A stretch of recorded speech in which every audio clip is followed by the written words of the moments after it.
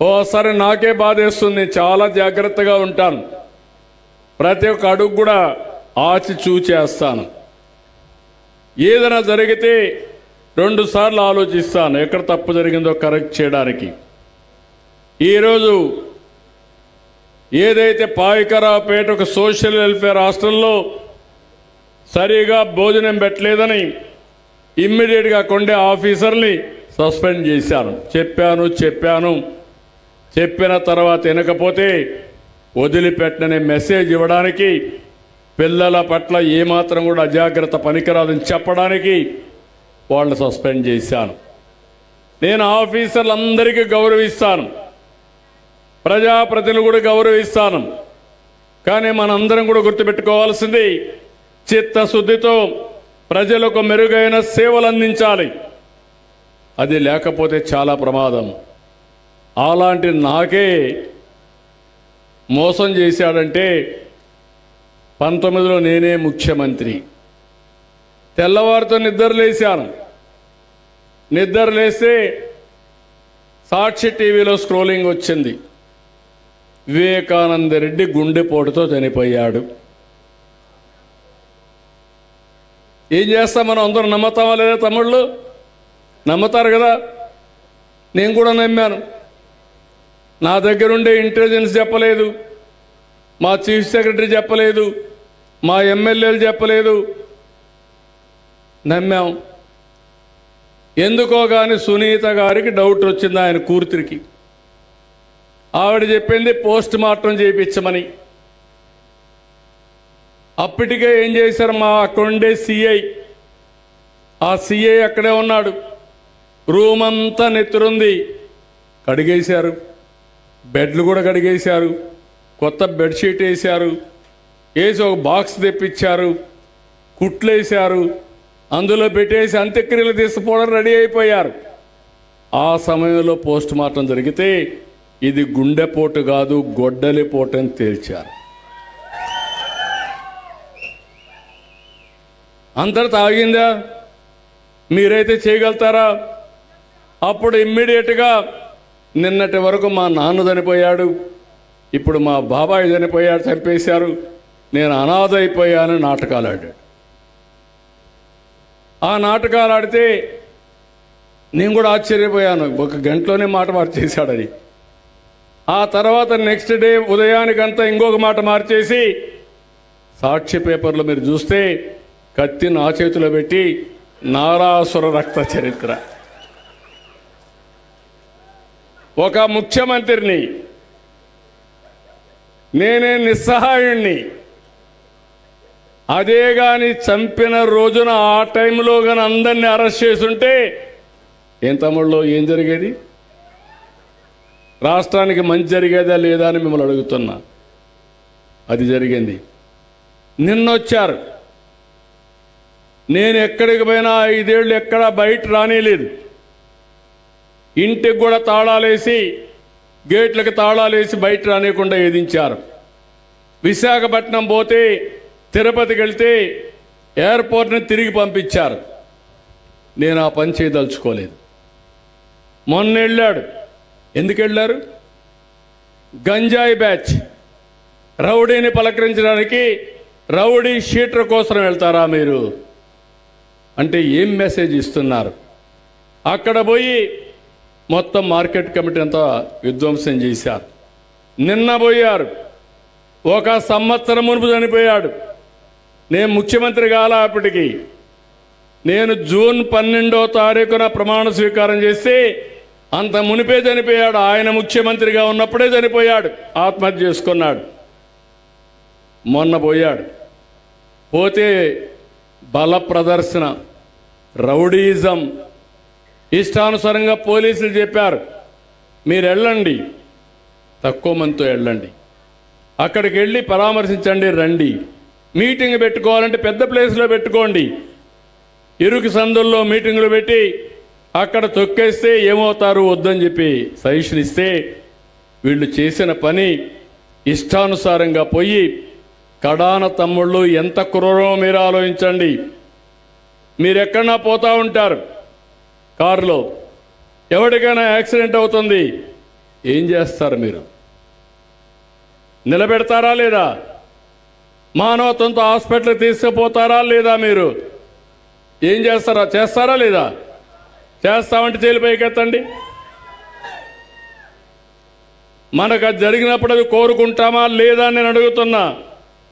అలాంటిది నీ కారు కింద పడి ఒక అతను ప్రమాదంలో పడితే కుక్కను మారిగా తీసి పక్కన బారేసి వీళ్ళు నేరుగా వెళ్ళిపోతే అతను హాస్పిటల్ తీసుకుపోవడానికి లేట్ అయ్యి అతను చనిపోయాడు.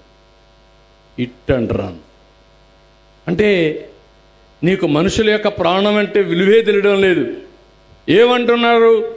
నా కారు కింద పడలేదని ఇంకో కారు కింద పడ్డారని రెడీ చేశారు సాక్ష్యాల్ని. భగవంతుడు ఓసారి పంపిస్తూ ఉంటాడు. ఈసారి నేను ఏమాదలుచుకోవాలా?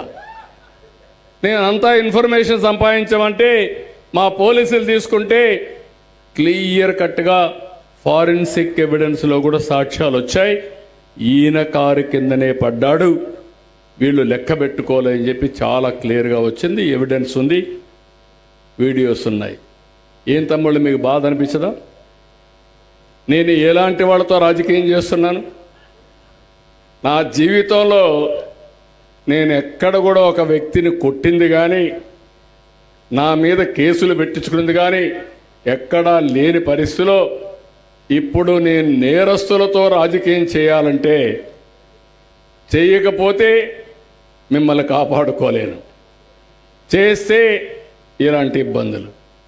అందుకే మీరు కూడా గుర్తుపెట్టుకోవాలి.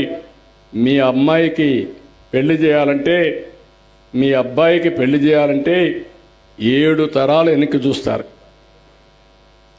చూస్తారా లేదా? మళ్ళీ నాకే అవకాశం ఇచ్చాడు, దాన్ని పూర్తి చేసే అవకాశం. అందుకే శ్రద్ధ పెట్టాం. రామానాయుడు గారిని చాలా క్లియర్గా చెప్పాను. ఎట్టి పరిస్థితుల్లో 2027కి జాతికి అంకితం చేసే బాధ్యత మనం తీసుకుంటామని చెప్పాను.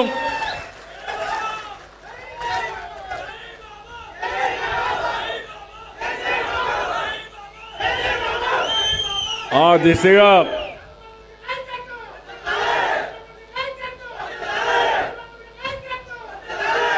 దిశగా అడుగులేస్తున్నాం. విదేశ నిపుణులు కూడా పిలిపించాం. ఎందుకంటే ఈ ప్రాజెక్టు మామూలు ప్రాజెక్టు కాదు. ఓసారి ఉధృతంగా వరదలు వస్తాయి. దేశంలో ఎక్కడా రాని విధంగా 50 లక్షల క్యూసిక్స్ వరదొచ్చే ఏకైక ప్రాజెక్ట్ ఈ ప్రాజెక్టు.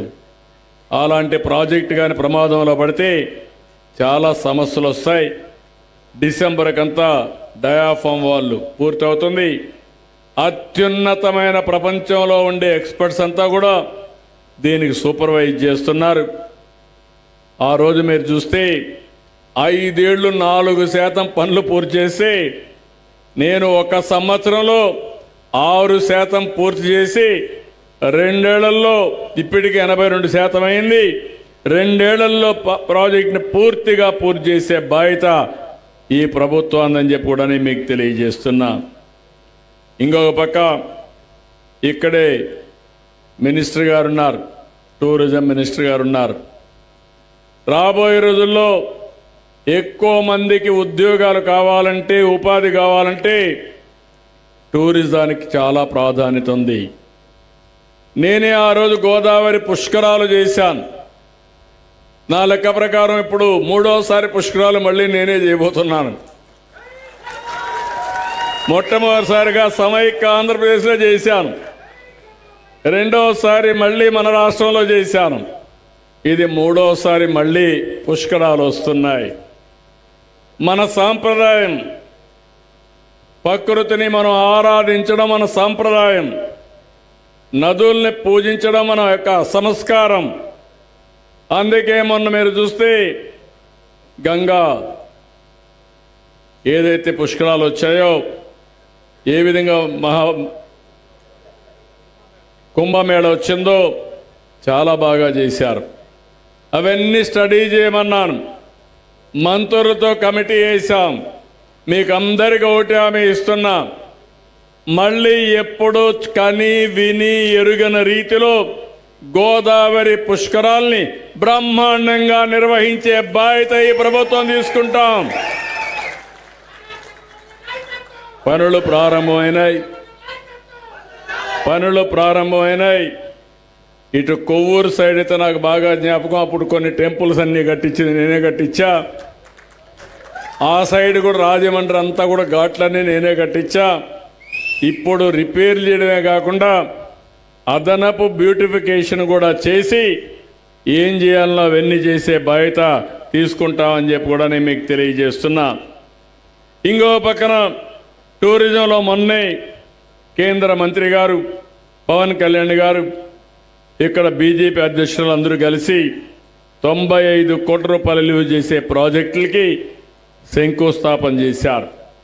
తొందరలోనే ఒక మీటింగ్ పెట్టుకొని ఏమేం చేయగలుగుతామో చేసి, ఎందుకంటే దీనికంటే మించిన ప్రదేశం ఉండదు. గోదావరి ఒక పక్క, ఇంకో పక్క మీరు చూస్తే కడియం నర్సరీ, ఇంకో పక్క చూస్తే పోలవరం నుంచి భద్రాచలం వరకు పాపికొండలు. ఇంత బ్యూటిఫుల్ ప్లేస్ ఎక్కడా ఉండదు.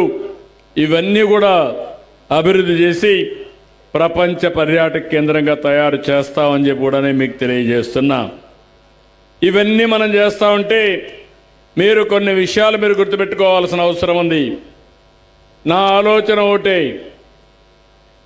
యోగాని ఏ విధంగా అయితే చేశామో ఈరోజు ప్రధానమంత్రి నరేంద్ర మోడీ గారి నాయకత్వంలో భారతదేశం ప్రపంచంలోనే ఒక అగ్రదేశంగా తయారవుతుంది.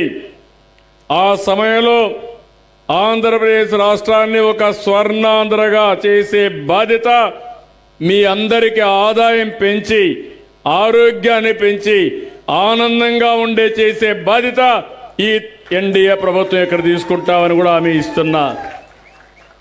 అదే సమయంలో నేను కాషన్ కూడా చేస్తున్నా. మనం అందరం కష్టపడతాం, మనం చేసే పని మనం చేస్తాం. ఒకప్పుడు రాజకీయాల్లో రౌడీలు వచ్చేవాళ్ళు కాదు, ఇప్పుడు రాజకీయాల్లో రౌడీలు వస్తున్నారు. రౌడీలే నేతలుగా తయారయ్యే పరిస్థితికి వచ్చారు. ఇది చాలా ప్రమాదం.